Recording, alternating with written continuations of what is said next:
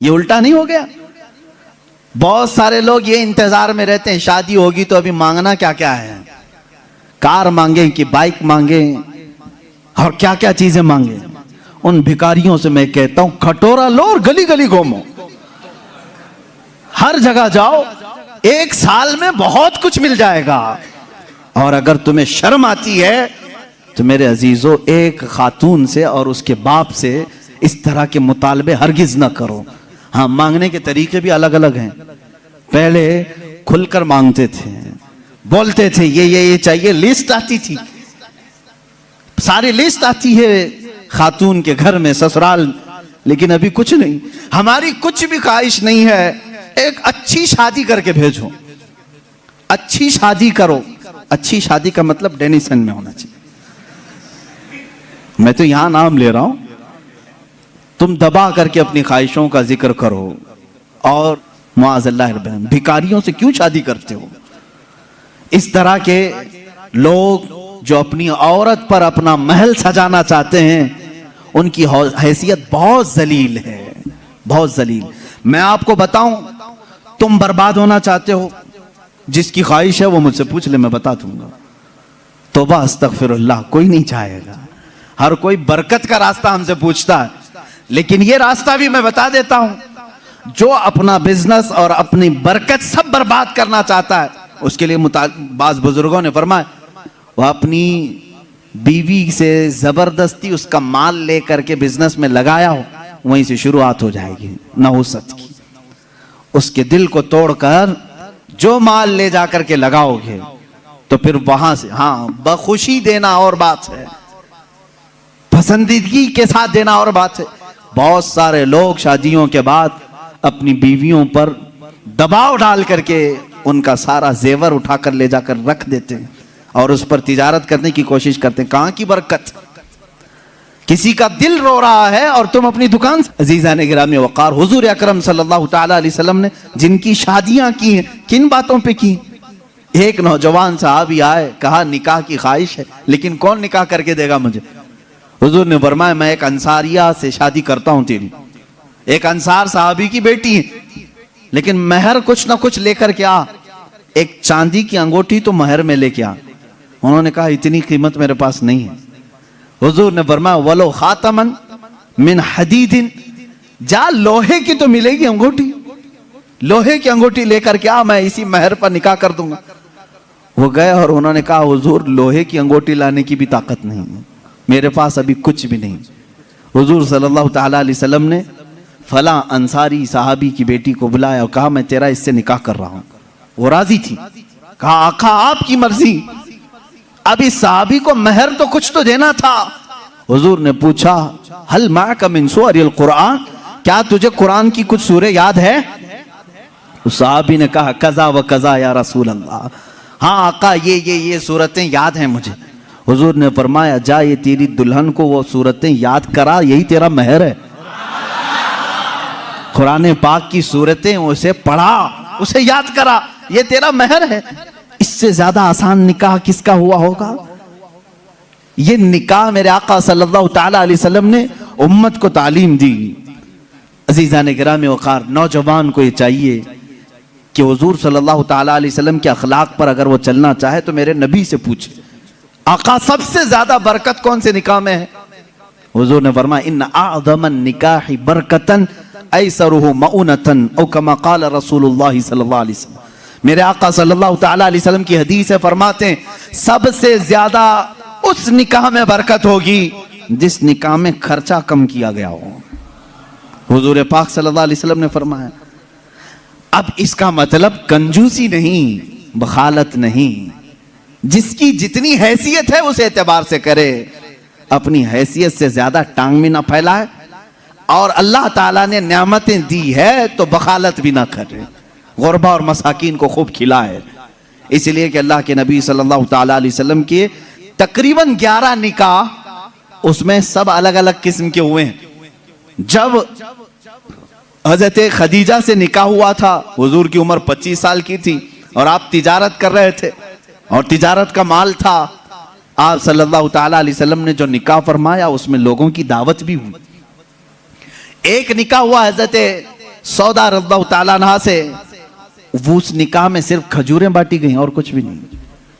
फिर हुजूर सल्लल्लाहु ताला अलैहि वसल्लम ने हजरत ज़ैनब से निकाह किया, हजरत मैमुना से निकाह किया, उसमें तो बकरा ज़बह करके वलीमा किया हुजूर पाक ने, और उतनी बड़ी दावत किसी और में नहीं। क्यों?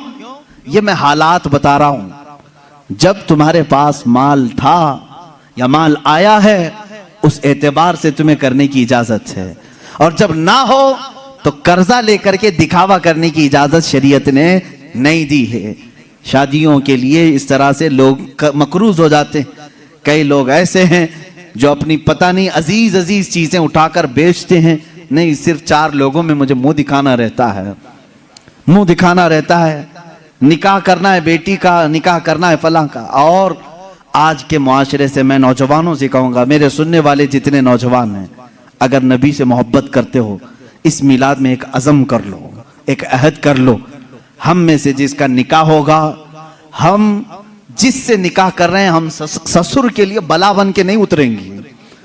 हाँ, आज बहुत सारे दामाद बला बन चुके हैं, बला हैं, वो वबा हैं, इसलिए कि बेटी एक बार दिया है और ये बीमारी जिंदगी भर की लगा लिया है। हाँ, कई लोग हैं ऐसे। कड़वी जरूर है मेरी बात, जिसने अपनी बेटी दिया है और वो पीछे लग गया है। कल ही एक खातून मेरे पास आई, शादी होकर के उसके 9 साल हुए हैं, बच्चे भी हैं। वो रोती हुई आई, कह रही है कि मेरी माँ, उसकी माँ बेवा है, उसके बाप का इंतकाल हो चुका था बरसों पहले, और बरसों पहले मेरे बाप की जो प्रॉपर्टी थी खानदानी, वो मेरी बेवा माँ को मिली है।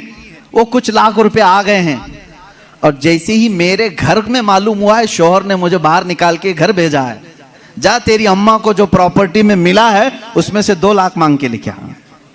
मुआज़ल्लाह, भिखारियों से क्यों शादी करते हो? इस तरह के लोग जो अपनी औरत पर अपना महल सजाना चाहते हैं, उनकी हैसियत बहुत जलील है, बहुत जलील। मैं आपको बताऊं, तुम बर्बाद होना चाहते हो, जिसकी ख्वाहिश है वो मुझसे पूछ ले, मैं बता दूंगा। तौबा अस्तगफिरुल्लाह, कोई नहीं चाहेगा। हर कोई बरकत का रास्ता हमसे पूछता है, लेकिन ये रास्ता भी मैं बता देता हूं। जो अपना बिजनेस और अपनी बरकत सब बर्बाद करना चाहता है, उसके लिए बाज़ बुजुर्गों ने फरमाया, वह अपनी बीवी से जबरदस्ती उसका माल लेकर के बिजनेस में लगाया हो, वहीं से शुरुआत हो जाएगी नहुसत की। उसके दिल को तोड़कर जो माल ले जाकर के लगाओगे, तो फिर वहां से, हाँ, बखुशी देना और बात है, पसंदीदगी के साथ देना और बात है। बहुत सारे लोग शादियों के बाद अपनी बीवियों पर दबाव डाल करके उनका सारा जेवर उठाकर ले जाकर रख देते हैं और उस पर तिजारत करने की कोशिश करते हैं। कहां की बरकत? किसी का दिल रो रहा है और तुम अपनी दुकान सजाने जा रहे हो। तुम्हें तो शादी इसलिए करने का हुक्म हुआ था, एक कमजोर मखलूक तेरे निकाह में आ रही है, तू कमा और उसे खिला। यहां उल्टा हो गया, उसी से तू कमाना चाह रहा है। ये उल्टा नहीं हो गया?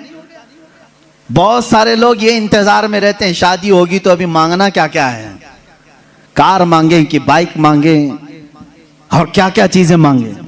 उन भिखारियों से मैं कहता हूं, खटोरा लो और गली गली घूमो, हर जगह जाओ, 1 साल में बहुत कुछ मिल जाएगा। और अगर तुम्हें शर्म आती है तो मेरे अजीजों, एक खातून से और उसके बाप से इस तरह के मुतालबे हरगिज ना करो। हाँ, मांगने के तरीके भी अलग अलग हैं। पहले खुलकर मांगते थे, बोलते थे ये चाहिए, लिस्ट आती थी, सारी लिस्ट आती है खातून के घर में, ससुराल। लेकिन अभी कुछ नहीं, हमारी कुछ भी ख्वाहिश नहीं है, एक अच्छी शादी करके भेजो, अच्छी शादी करो। अच्छी शादी का मतलब डेनिसन में होना चाहिए। मैं तो यहां नाम ले रहा हूं, तुम दबा करके अपनी ख्वाहिशों का जिक्र करो और उसी में दबे लफ्जों में सारी चीजें। हमको कुछ मत देना, अपनी बेटी को ही जो कुछ भी देना है दे दो, हम उस पर नहीं कहेंगे। और बाप बेटी को जो जो दे, बाद में ताना मारेंगे, क्या तेरा बाप इतना नाअहल है, तुझे एक वॉशिंग मशीन नहीं दिया, तुझे एक पलंग नहीं दिया, तुझे एक तिजोरी नहीं दिया, तुम तो कह रहे थे कुछ नहीं चाहिए। अजीजा ने गिरामी, ये भी तरीका भीख मांगने का ही है। भीख मांग, ये जहेज की लानतों को खत्म करो। जो वो अपनी खुशी से ले आए वो उसका माल है, तुम्हारा नहीं। औरत जो अपने घर से लाती है वो उसका खुद का माल है, शोहर का नहीं, ना ससुराल का है। औरत जब तक चाहे उसे इस्तेमाल करे, वो इजाजत दे तो दूसरे इस्तेमाल करें। तुम शरीयत का मसला समझते हो? अगर उसकी इजाजत के बगैर किसी दूसरे ने इस्तेमाल किया उसके माल को, कल क़यामत के दिन उसकी पकड़ होगी, उसकी नेकियां जब्त की जाएंगी, तुम हुकूकुल इबाद में गिरफ्तार हो जाओगे। ये मसाइल हल्के नहीं हैं, इसलिए मेरे अजीजों वो और होंगे।